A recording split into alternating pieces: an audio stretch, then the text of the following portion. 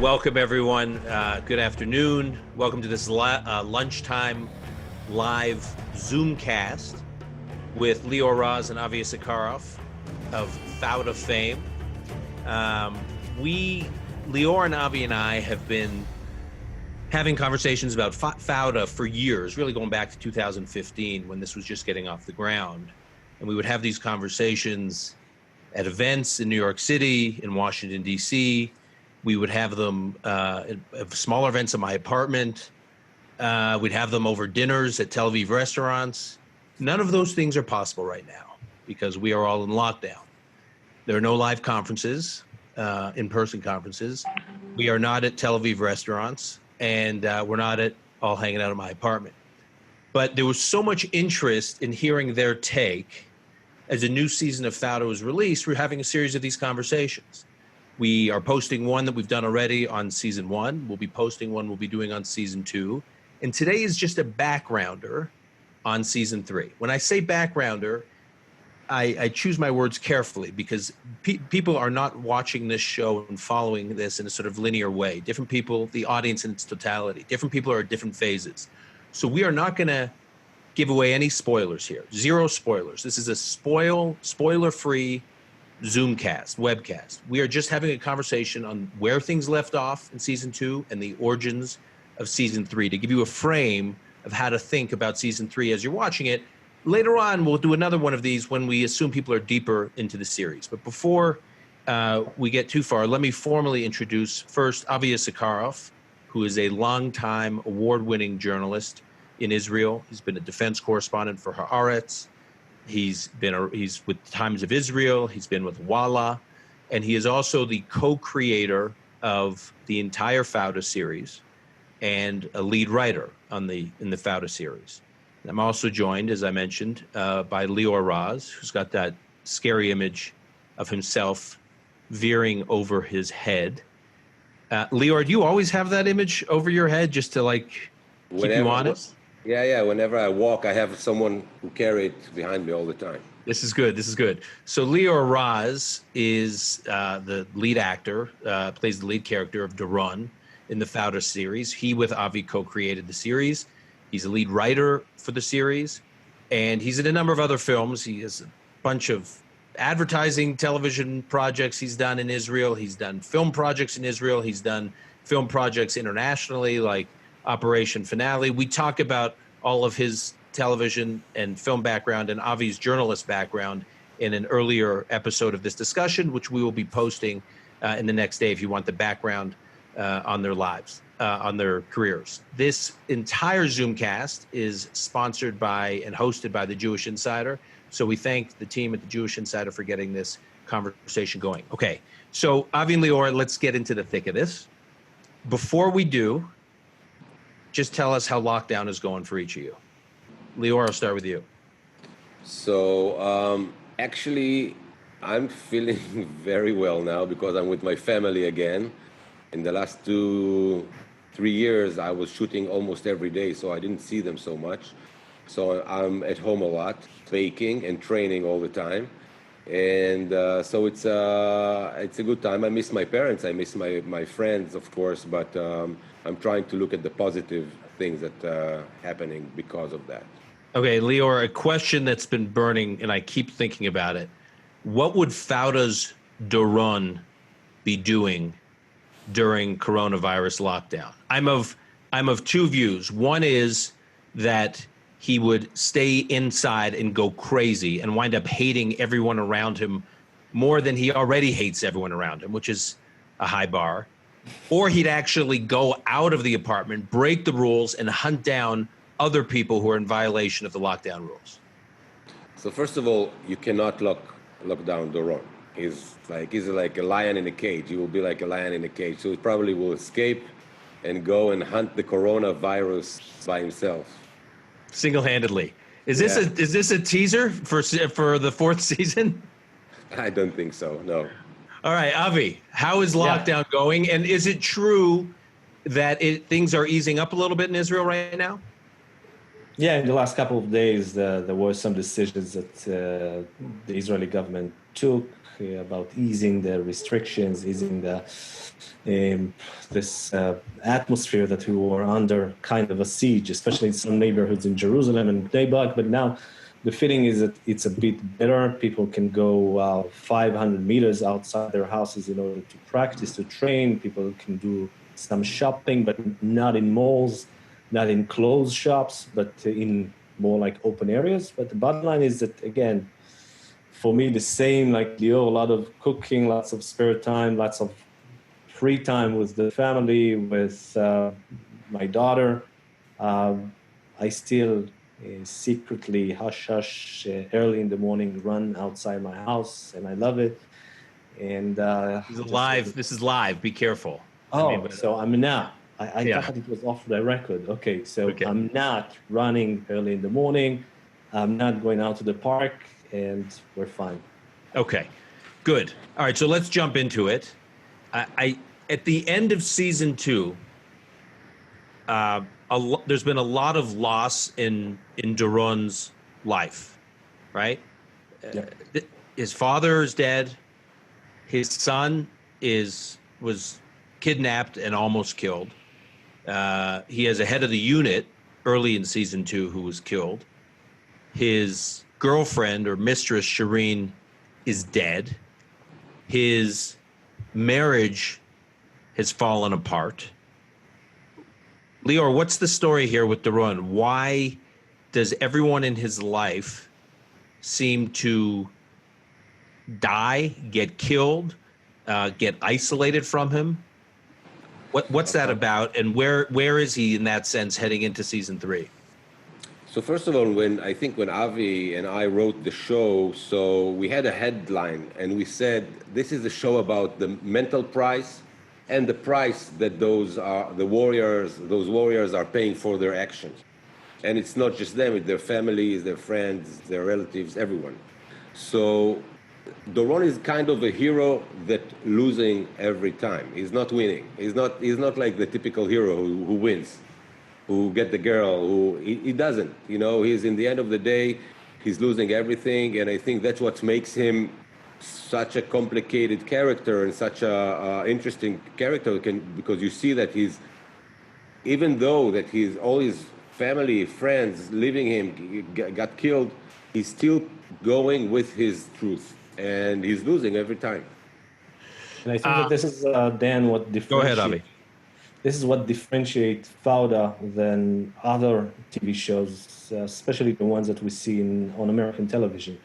It's not about the happy ending. It's trying to be as realistic as possible. We're trying to show the price. So, ending up with the hero walking towards the sunset, maybe it's nice for some other TV shows, but I think for us, the hero is under real pain. So let me pick up on that, Lior, and I don't mean to do pop psychology here, and we didn't prep for this at least this question. You once told me when you're working on season 2, we were in New York, and we were getting together, and you said that you were sort of reflecting on your own career, and you said that you had, and when you were an actor in Israel, you had just made peace with the fact that you were never going to be the leading man. You were never going to be this sort of star action hero. It's just not.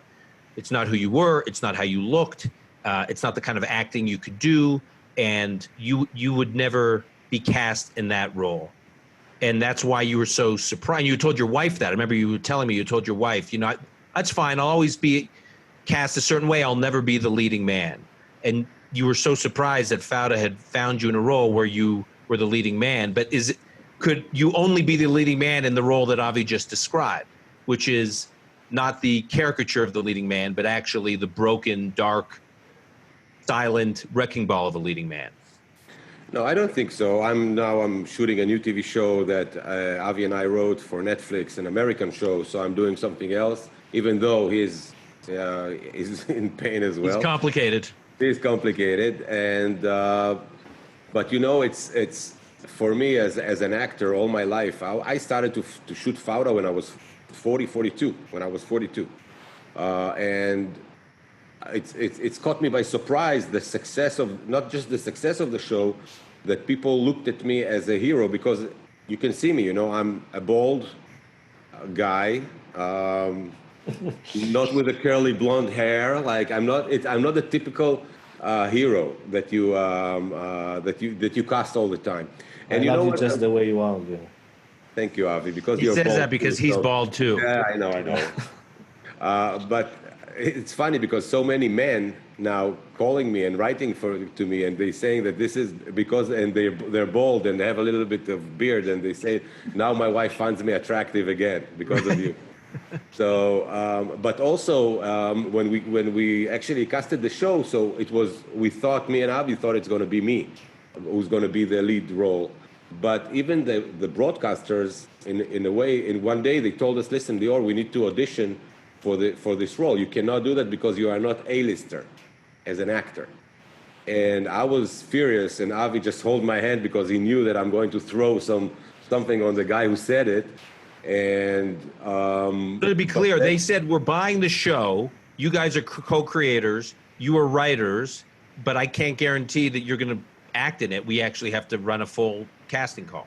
yeah, and because we need lead actors like as we imagine the heroes, in those kind of shows. So actually, I did an audition. I auditioned for our show. But you know what? It was me in the end and another guy, very talented guy. And I wasn't there in the meeting, but the director asked all the people in the meeting, in the end of the day, if this guy or this guy were your commanders, who are you going to follow, this one or that one? And they all pointed on my bald face and said, on this guy. And since then, now I'm doing leading roles, and I'm getting a lot of offers for leading roles in different movies. There's precedent for this. I think we've talked about this. I think Sylvester Stallone, when he created Rocky, he just assumed he was going to play Rocky Balboa, and he went through the same thing, where he had to actually try out for the role, and the studio wasn't sure they wanted him. So hopefully your career will follow in that path. Let me ask you, Avi, a question. You guys have told me in the past, season 2, that a big theme of season 2 was fathers and sons, the relationship between fathers and son. The character that Doron was at war with in season 2 was basically avenging a patriarchal figure of his from season 1. Obviously, Doron's complicated and loving and ultimately tragic relationship with his father in season 2 is a theme. Doron's own relationship with his own son, where it gets wrapped up, especially at the end, in a pretty tragic situation. Fathers and sons. I feel like in season 3, fathers and sons is present as well. Doron's relationship with his own son is complicated, or continues to be complicated, maybe gets more complicated. The lead Palestinian character who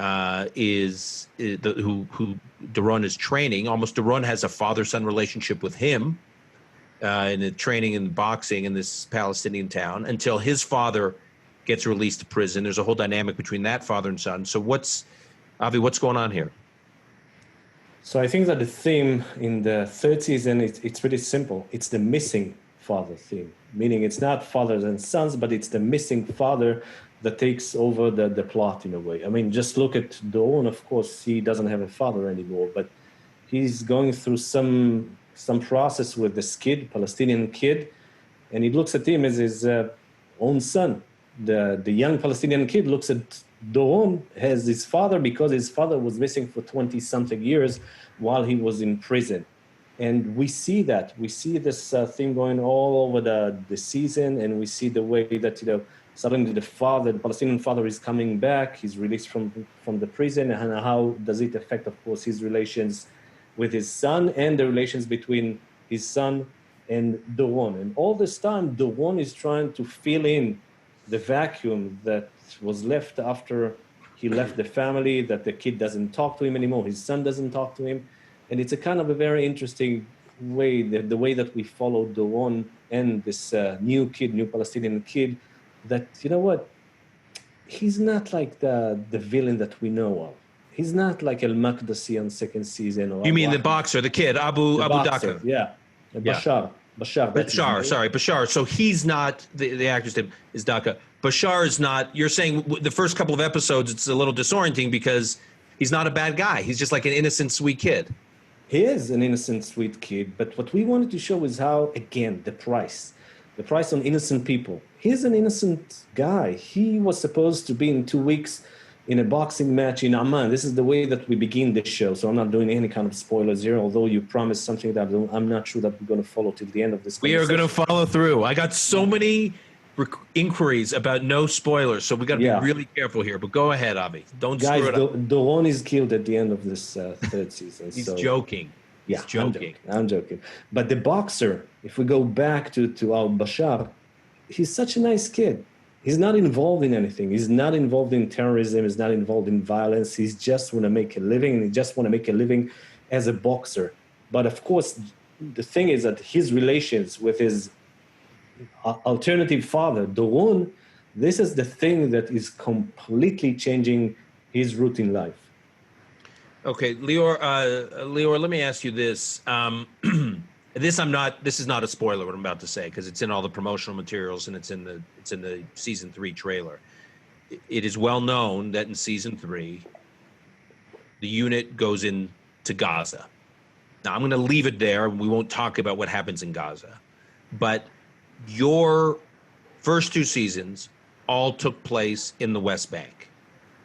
And so much of the story was about the unit you're in's relationships with the ecosystem in the West Bank. You know who all the players are. You know the ones who are principled and pure. You know the ones who are compromised and will work with you. You work closely with the Palestinian Authority security officials, and your characters, Captain Ayub, has all these relationships. And so you guys have that ecosystem wired. And then in season 3, you go into Gaza, which, again, we're not going to talk about what happens when you guys get into Gaza. But can you talk about the difference, just the difference between the relationships and the ecosystem between security units like the one you served in, and that's, was the inspiration for the television show, and then the ecosystem and the relationships in Gaza in terms of Israel's relationships? What's the difference between the two? So in Gaza, Israel have a border with Gaza, fence and a border and checkpoints, and you cannot get in unless you bring some food or stuff to Gaza. And in the West Bank, it's like 5 minutes from Jerusalem. You are in Ramallah. 15 minutes from Jerusalem, you are in Jericho.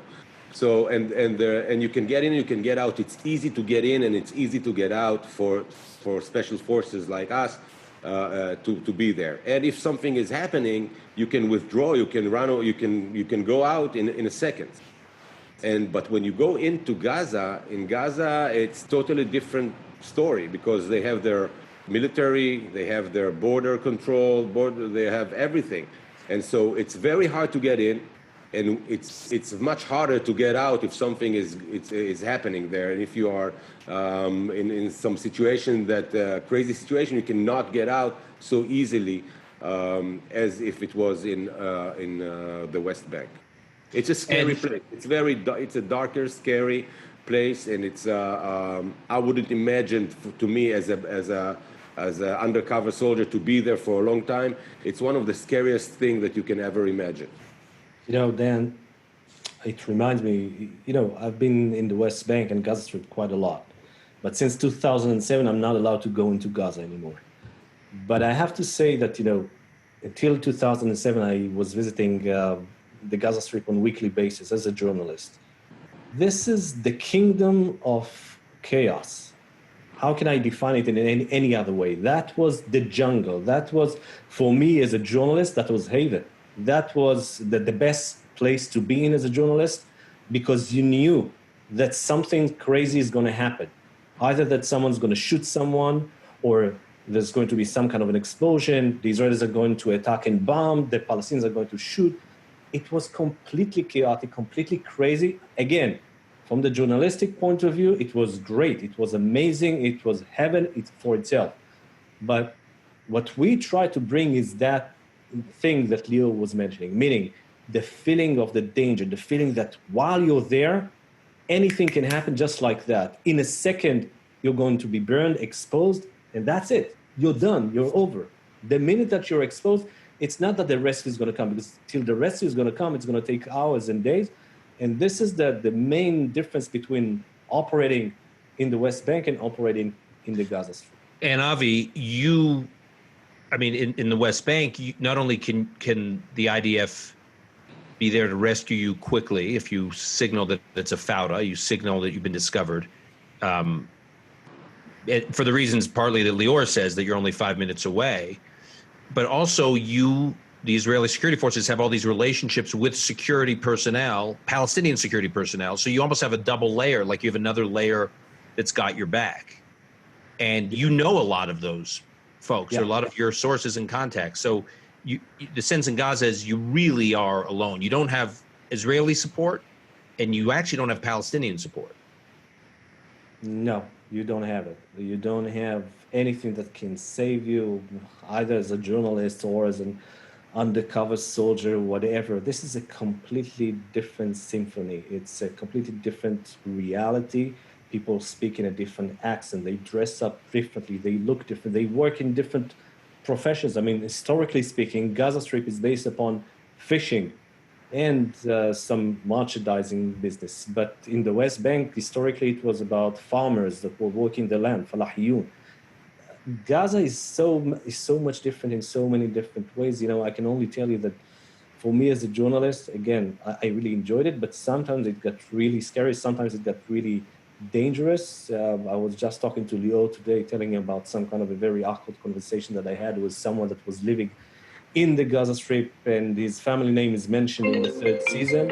And this guy called me and said, "Hey, why did you mention my last name?" And it reminded me that back at that time when I was visiting his house in Rafah, I had a phone call from the Israeli intelligence telling me, "You're about to be abducted. Get out of there now." And this is the challenge that you need to face while you're there in Gaza. So I know how much care you guys apply in season 1 and season 2. You have advisors, Israeli Arab advisors, who help you with every nuance, syllable, intonation, in terms of how you communicate when you're acting in scenes that are supposed to be Palestinian towns, interacting with Palestinians, you guys impersonating Palestinians. You try to get all that right. You often take great pride in the fact that it's one of the reasons the show gets such respect, not just in Israel and internationally, but also throughout the Arab world. I mean, over the past weekend, I just tweeted this out earlier. I had a screenshot over the weekend. Lior, you had sent me that Fauda season 3 was trending #1 on Netflix in Lebanon. It was trending in Jordan, I think #1, 2, or 3. It was trending #1 in the United Arab Emirates. So part of the reason you guys believe it gets that kind of response in the Palestinian and Arab worlds is because of this, how much attention you give to this. Is it even more granular when you get into Gaza? Like, you guys have been training for the last couple of years how to do all this for West Bank scenes, and now you're in a Gaza scene. You actually have to, as Avi said, you actually have to change some of the language, tone, cultural behaviors even more. Yeah. So my accent, we have, there are so many different accents in the Arab language. So if you are from the West Bank, you're speaking in one way, and if you are from Gaza, you're speaking the other way. So we tried for some of the actors to, we have someone to, like a dialect coach, who helped them to pronounce it well, even though they were Arabs from the north of Israel. So their dialect is totally different than the Gaza Strip. So they had to learn it they had to learn it, and it was difficult. But for us, as you said, the details are very important for us. It's not just the language; it's how they walk, what they wear, how the phones are connected, and everything. For every detail, we're trying to be as close to the truth as we can. That was one of the biggest challenges, Dan, to the production challenge, meaning how can you shoot Gaza while you cannot really shoot in Gaza? So what kind of a place can you find that would look similar to Gaza, and the environment and the way that it looks, etc. That was a huge headache. I think that we solved it, but it wasn't easy. But this is important, Avi. Okay, so again, this is not a spoiler. Like I said, everyone knows everyone knows the unit is going into Gaza. Can you explain, Avi, how you actually shot Gaza without telling the story of what happens once the unit is in Gaza? Just talk about how you guys recreated Gaza scenes on location or on your set. So we had a few solutions for the internal shooting of houses and apartments. So of course we were shooting it in Arab villages in Israel, like Farkas and other places. But we had to have a kind of a beach. Gaza is sitting on a beach with 2 million people. How can you show a city that sits on the Mediterranean with 2 million people? So there's no place like that.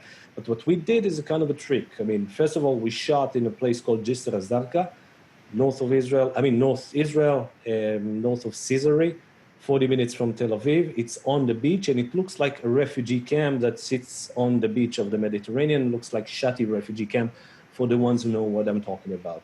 The third part of this equation, or the third solution, was that we were given permission by the IDF to use one of their facilities, training facilities, that is very similar or trying to assimilate to Gaza Strip, meaning it was built by the IDF in order to allow soldiers to train in some kind of neighborhoods that feel like the Gaza Strip.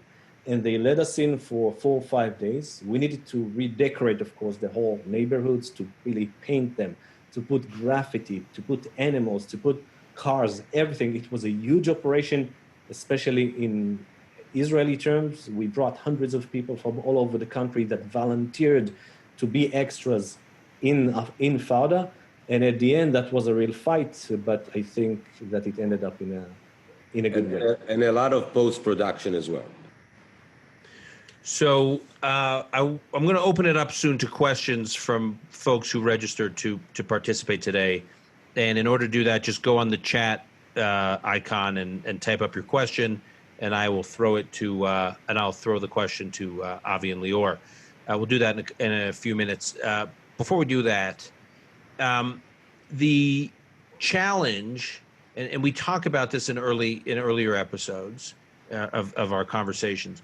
That one of the challenges that Doron is such a dominant character, and he's sort of inescapable. Obviously, everyone else sometimes feels marginal in earlier seasons. And what I was struck by in this season already is the degree to which you guys kind of raise the aperture a bit. You let other members of the cast, those characters, develop in ways like we learn more about earlier. Captain Ayub's this great character, but we learn a lot more about him, and we kind of see all these sides of him, how he could swing from this very sweet man, loving man, to this very dark, ruthless, almost cruel handler. We saw pieces of that earlier, but now we really get to know his character. Some of the other members of the unit really develop, and their relationships with other members of the unit develop. Was that a conscious, did you guys assertively make that decision? We are going to develop some of these other characters for more just pure supporting roles of Doron. Lior, why don't you answer? Yeah, yes, I think it's the show. It's about Doron and his team, and the team became such an important part of the show that we wanted to show them much more, and we wanted to show their lives as well, and how what Doron's doing or what they doing affecting their lives. And we see many things that we didn't see in the last 2 seasons, and we see relationships. We see people who handling things that it's not going because that they are in the unit, like pregnancy and stuff like that I don't want to talk about it too much, but there is a lot of stuff that's going on with the other characters. And yes, and it was a decision that we made, and we will try to do it in the 4th season as well. All right. Doron can be boring sometimes, Doron is not boring. All right, guys, listen. First of all, one technical correction. The question should go to the Q&A icon, not the chat icon. And I've got so far 118 questions, I just realized. So I'm going to jump into these questions because we only got about 27 minutes left. Just one thing to keep in mind. This conversation is focused on an American audience, U.S. time zones. So we're not going to get to every question. We're focused on the sort of U.S. daytime crowd. We will be doing more follow-up episodes of this, so just look out for information from the Jewish Insider or from my, Lior, and Avi's Twitter, Twitter announcements about when future episodes will be taking place, because I'm not going to be able to get to all these questions, but I'm going to just jump right into them. First question is from an anonymous. And by the way, I appreciate some of the people in the questions are sending me very nice messages. Dan, how's Campbell and the kids? How are you guys holding up? Okay. I won't embarrass the person who said that, but there are a few of them. But just focus on the question, please. First question for Lior. What happened to Naor towards the end of the season? Why did he leave the unit? Because Naor had in the second season he left the unit. He didn't want to be part of the team. He came for one thing, to help them, and then he just left. There were no time for him, not a place for him to be with the team anymore, because he left them. He didn't want to be with them. He had a lot of bad blood between him and Doron, and I think maybe this connected to your other question. Now we had much more time to give to the other characters and to develop them as well, because we are less one of the team, less one, yeah. Avi, question for you. You made the questioner. This is Hillary Kapner asks, will you be making? You made a cameo in series season 2. Will you be making any more cameo appearances? We love seeing you in the barbershop. Well, maybe on season 4 there's going to be some kind of back reunion of the guy that takes care of his hair. So as you can imagine, that was kind of a funny scene in the barbershop. Yeah, I just finished doing my hair, and since then I stayed with this kind of a cut. But before that, I had a really nice curly hair. But no, right now there's no plans to go back to cameo. How many? This is a very good question from Jonathan Forstad. How many cast members had to learn Arabic for the series?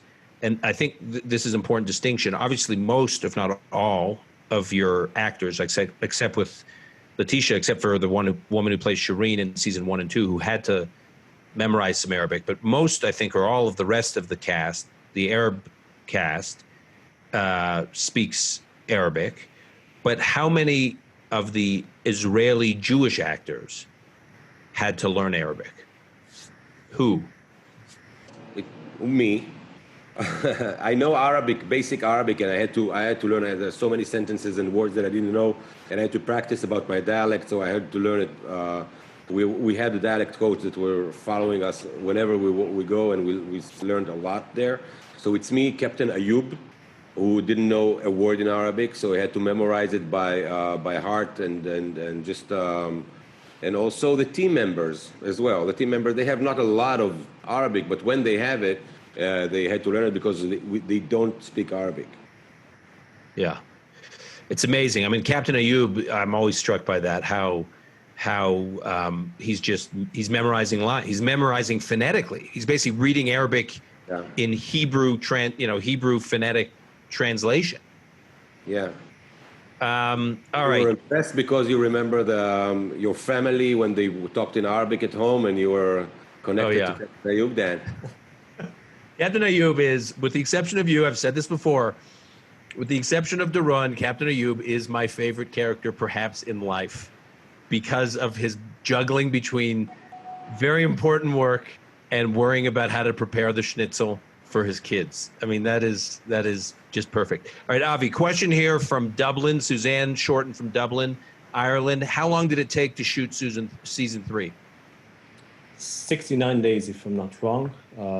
Correct me if I'm wrong, Leo, but I think that for 12 episodes, it was 69 days. You can make the math. It was the average of almost 6 days, which is totally crazy if you compare it to any kind of a show, American, European show.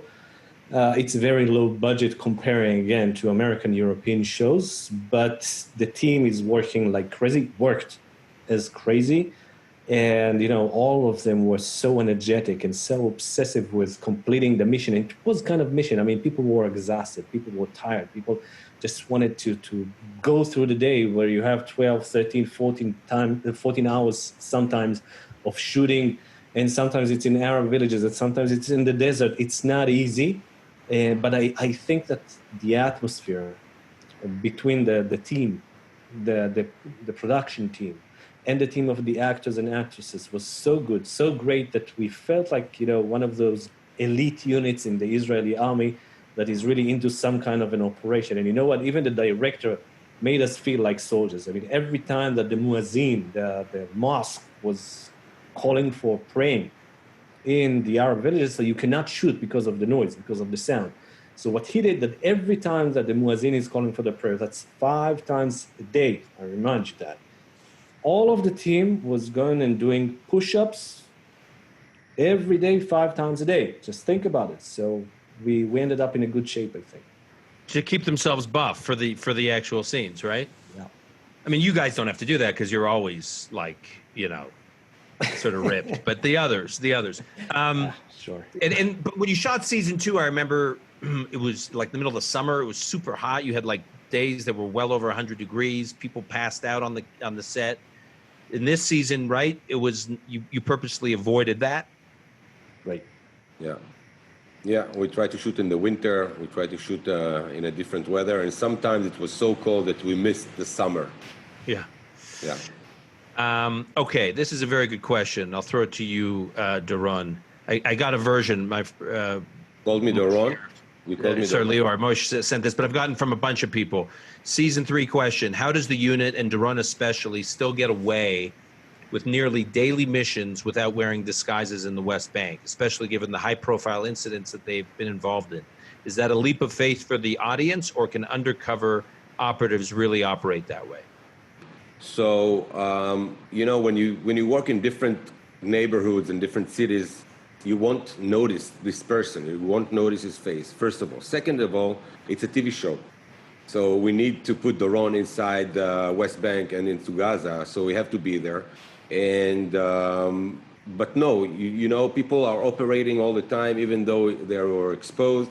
People, when you walk in the street, every one of you, when you will walk in the streets after the quarantine, so you will not notice the same person, person who walking through you all the time, and they don't have face recognition technology over there as well. Question here about the IDF. I'm interested. Stuart Watson asks, Avi, I'll throw this to you. I'm interested to know whether the producers in any way were assisted by the IDF. Is there any oversight? Does the IDF want to censor? Does this IDF want to pre-screen? How much autonomy do you guys have? Most of your questions, the answer is no. The army cannot censor. The army cannot oversee. The army, well, he assisted us by allowing us to use this, of course, facility, the training facility. But other than that, there was no involvement of the IDF. They helped us here. They helped us there. And they were really nice to us. But it's not they have this kind of way to be involved or to affect the plot in any way or the other. But nobody reads the script beside us in the production before we're producing it. Nobody. No one. And you know what? I know that people ask also the question of what was the reaction of the IDF? Did they feel that you exposed some of their secrets? So the bottom line is that we didn't expose any secrets. And I know what the next question is going to be, so I'm going to answer that. I mean, for the IDF, yes, Fauda is a kind of a very positive phenomenon. Why? Because it increased the number of people that volunteered to the undercover units. And there was, after the second season especially, there was some kind of a competition, a secret competition that I'm going to tell you about here secretly and keep it here only between us, of course, between the Israeli Shin Bet and the IDF of who is this team belonging to. I mean, our team. You keep that intentionally vague, right? Whether it's we kept it domestic vague security, whether it's intelligence, whether it's the IDF.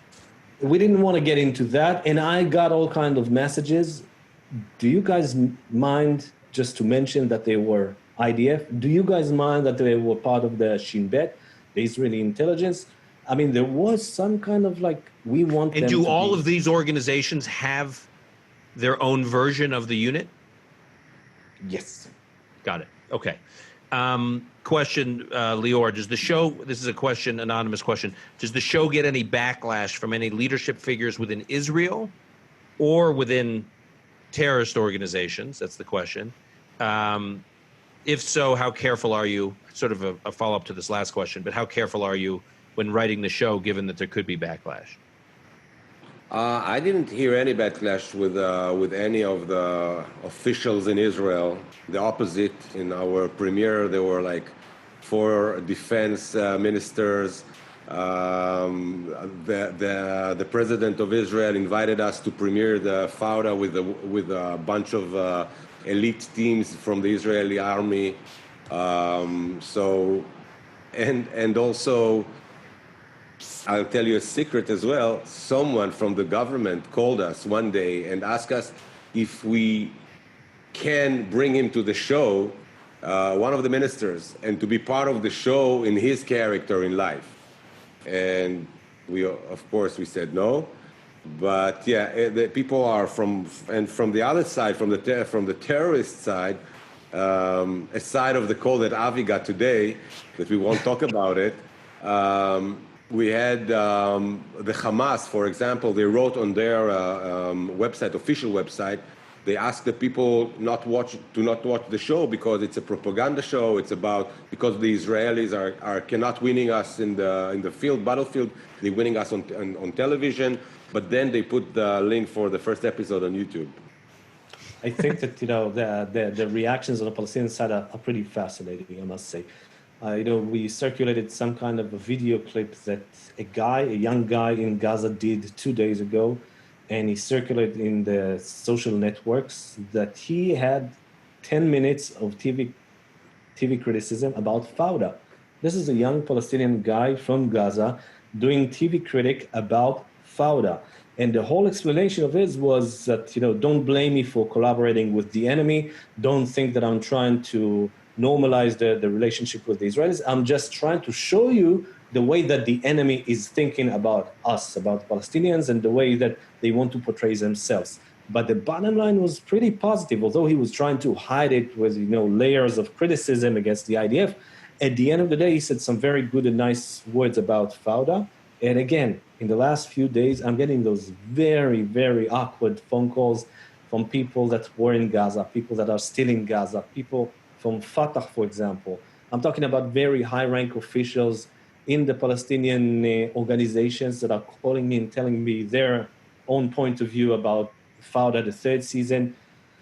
And it's mind-blowing, really. I mean, just to get to understand that these people are really following up and waiting, anticipating for the moment that the 3rd season is going to come, and then immediately they watch it, they binge it, and boom, calling me and saying, this is wrong, this is good, this is great, this is less great. Crowdsourced feedback. It's not just the Palestinians, Dan. It's all from the whole Arab world. As you mentioned before, it's the #1 on Lebanon on Netflix, #1. And I'm getting emails, and I'm getting a lot of it on my Instagram. And if you want to know about the show a lot more, go and follow me on my Instagram. So many messages from yesterday, from Erbil in Iraq, in Pakistan, people from Yemen, people that we cannot actually collaborate with because we are in Israel now. But this has become kind of a bridge between us and them. And I'm getting messages from Syria, from the UAE. It's just great, and it's amazing because something good happened because of that show, because we built a bridge between Arab people and Israelis and Jewish people in Israel, because now everybody can feel and understand and feel compassion to the other side. This is what's amazing, that the thing that's happening with the show. When Leo posted the #1 in Lebanon on Netflix, so someone in Lebanon, this is something that Leo got on his Instagram, someone in Lebanon reminded that and wrote something that is actually approaching or calling Hassan Nasrallah, head of Hezbollah, and he's saying, like, not only that they're not boycotting American products, but the #1 television show watched in Lebanon is an Israeli one. looks like no one is listening to you, Mr. Nasrallah. So if Fauda became part of the discourse, part of the argument in Lebanon between the pro-Hezbollah and the anti-Hezbollah camp. Lior, question for you, and then I'll follow up on this with a question for Avi. Question for you is, we have someone asking who in the acting world has been the greatest influence on you, and then Avi, I'll ask you, who has been the greatest influence on your career in the world of journalism? But Lior, let's start with you. So I admire Marlon Brando, and I think he's the best actor that ever had, and we ever had, and he's amazing. I think when I look at him, I'm just learning a lot. And but you know what? The difference between how I act and other actors, that I'm actually the character is in me. I'm not looking from the outside to the inside. It's just I'm bringing the character to me, and I say to myself, what if Lior was in that situation? How would he act? And people around me, when I'm shooting those shows, I'm horrible, because I'm becoming Doron for 5 months, and I'm just breathing it. I'm hearing the music that he will hear. I'm acting. I'm talking like that with my friends. So I think this is the way I'm acting. This is the way I'm trying to portray the characters that I'm working on. Avi?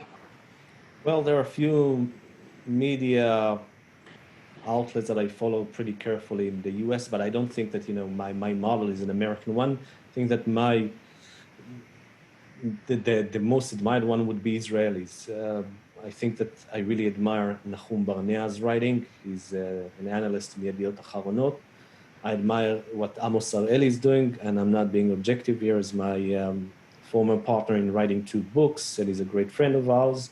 And you guys did a lot of investigative journalism together outside of your books too, right? Yes, at Haaretz, yes. yeah. And but I think that bottom line, I understood pretty fast that my journalism career had a kind of a very different track comparing to others.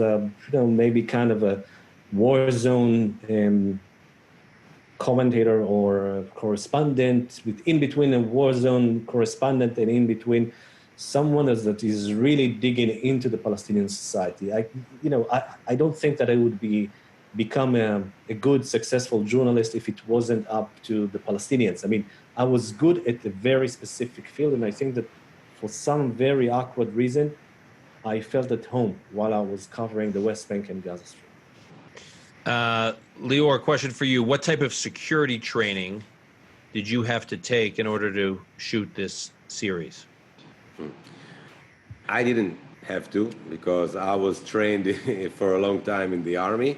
But as a team, what we did, we took someone from who specialized in anti-terror warfare, and he trained the whole team together. His name is Yair, and we were trained how to hold the guns, because not everyone were in the special forces. Although we had few of our team they were in my unit as well as Avi, and so we trained together as a team how to hold the gun, how to shoot, how to get into rooms, how to work together, how to fight combat like Krav Maga. So we had someone else that from my team in the army, my original team in the army, and he trained us how to fight with our hands and how to do all those things. It was hard training. I remember, what's that guy's name who was the Krav Maga trainer? Nimrod Aston. Yeah, I remember being on the set for season 2, and you guys were shooting that scene where the unit was training and they wound up fighting with each other. You fight with someone, and he was there that day, your former Krav Maga trainer, to train you guys, or to help choreograph the set. Avi. Yeah, and I was like, how do you guys withstand all those punches when you're acting? And you and he tried to demonstrate to me, show me that you actually do the real punches, and that there's a way to kind of withstand it so you don't get hurt. And you tried it on me, except I got hurt. I'm sorry, Dan. You're a too delicate person. But you know, I digress. I still remember that. I still have the bruises. Okay, here's a question. Someone says, as a Jewish viewer, two questions from a Jewish perspective. From a Jewish viewer, I find myself being sympathetic to both sides when I watch your show. Do you have disagreements on how to do that? Are there some who work on the creative side of the show who don't want to do that? No. We are, from the beginning, this is how we're writing the show. We want to show the other side. We want to show the complicity of their lives. We want to show how they live there. And as writers, we want to have characters, rounded characters. I want to be able and to play and want to play all the characters in the script, because we be trading them in a way that I was writing. If I would write for me any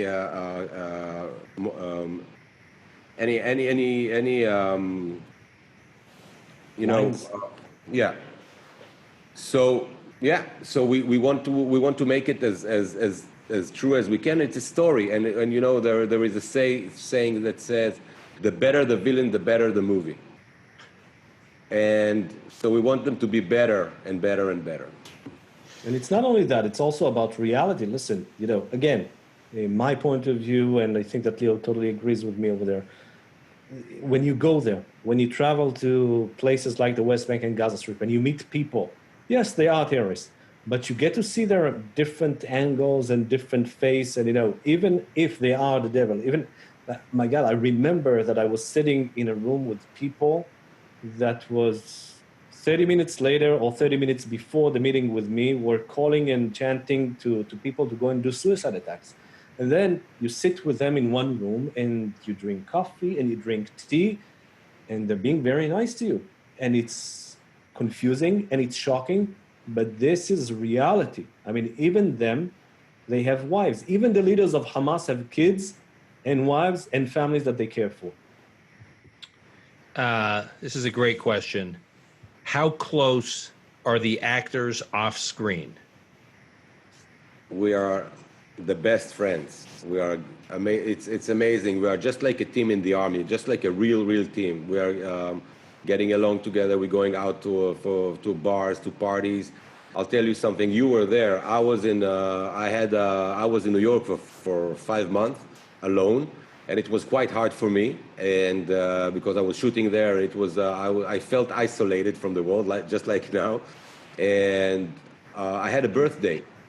And all the team came from Israel. It was amazing. In my birthday, and it was heartbreaking, and it was very emotional. It was great because we are good friends, and we'll do everything to help each other in all the way that we can.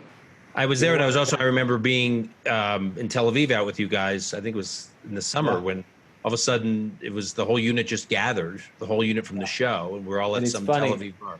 Because every week we saw the episodes together. Every week, you know, Yes Television was airing one episode at a time, and we were gathering in one of the guys' houses and sitting together and watching and reacting and blah, blah, blah. And at one of the episodes, I won't say which, but at one of the episodes, the whole team is there. We're watching the director, the creators, la, la, la.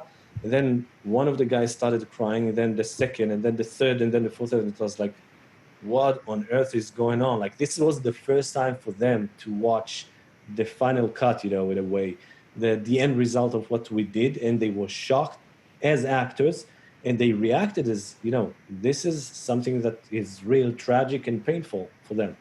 How much of it is that bonding a function of the fact that you all have had very similar experiences? Yes, you all have, you know, a range of acting careers, but you have all served in units together, you know, in units, period. It may not be this unit, but you all have had that kind of military experience and a similar Israeli upbringing. So is there something to that?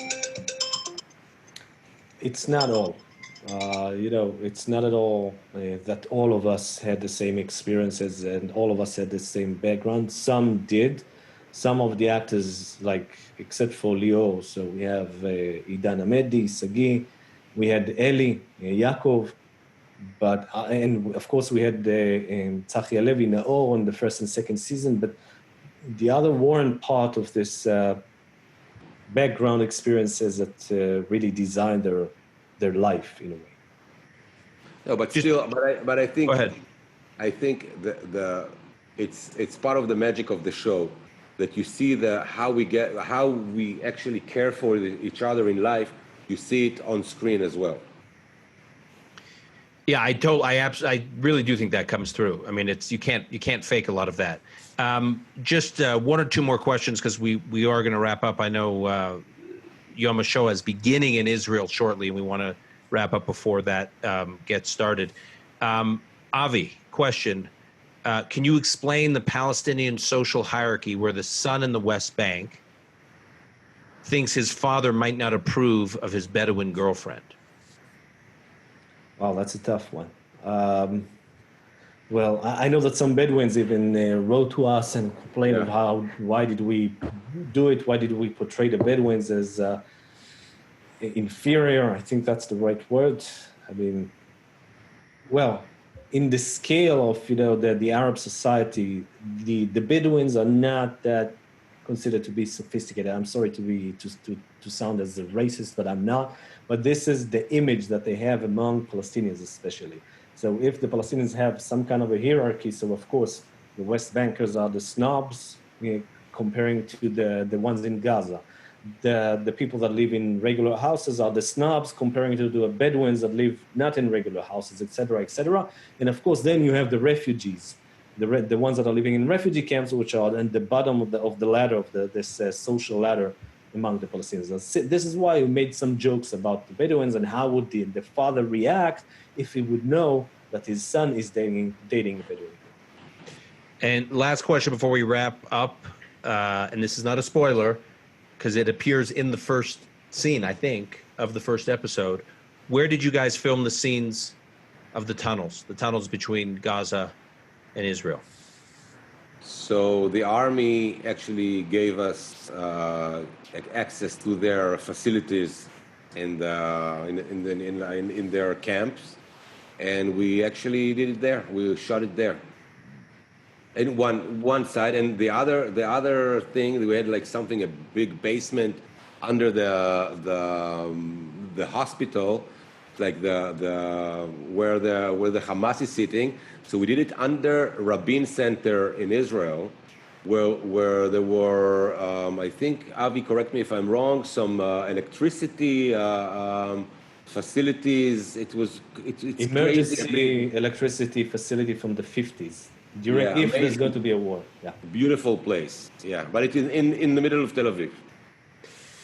All right. We're going to wrap up there. A few housekeeping notes. We will be doing a follow-up conversation like this in about a week that will go deeper into the series with the assumption that people have watched more of the series. To keep track of when those episodes will be released of this conversation and when the live conversations will be taking place, you can go to Lior's Twitter at Lior Raz with one R, Lior, and then AZ at Lior Raz, or Avi's Twitter, which is at Issacharoff, his last name, or mine at Dan Senor.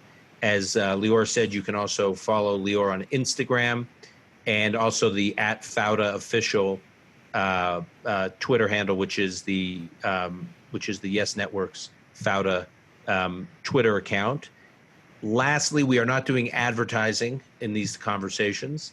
This is purely a labor of love, but we do want to thank the Jewish Insider for sponsoring. And we are going to in each episode promote a cause or a charity that's worthy of your support. If you are so moved and enjoy this content and want to donate in some way, Avi and Lior, you are both involved with The Cord, I think it's called in English, in Jerusalem. Can you just give us 10 seconds on that? Yeah, The Cord, it's in Hebrew you call it the Chut HaMeshulash. It's actually based in Jerusalem for kids. It's houses for kids, and in Jerusalem they don't have houses at all. They live on the streets. So they're taking care of them. They have laundry, they have food, they have everything. And it's actually established by a guy from our unit called Igal Goldstein that actually served with us together in the army. And the organization I would encourage you to look at is the Jewish Food Society in New York, which is partnering with the Polly Singer Foundation to get meals to first healthcare workers working in New York City's hospitals during the coronavirus. These people are working very long shifts. They are not always fed well. This is an effort to work with a number of Jewish or Jewishly connected or Israeli connected restaurants in New York City that need the business. We're buying tens of thousands of meals from these restaurants that are putting people to work. And then those restaurants are delivering those meals to hospitals on the front lines of the coronavirus. If you'd like to support it, please just search for the Jewish Food Society on Google. You'll find the website, same with the cord, easy to find. Thank you again. Look out for announcements for future conversations like this one. We hope you enjoyed. And Avi and Lior, stay safe and wash your hands. Thank you, Dan Senor. Stay at home. Don't Stay go at out. home. Bye. Take care.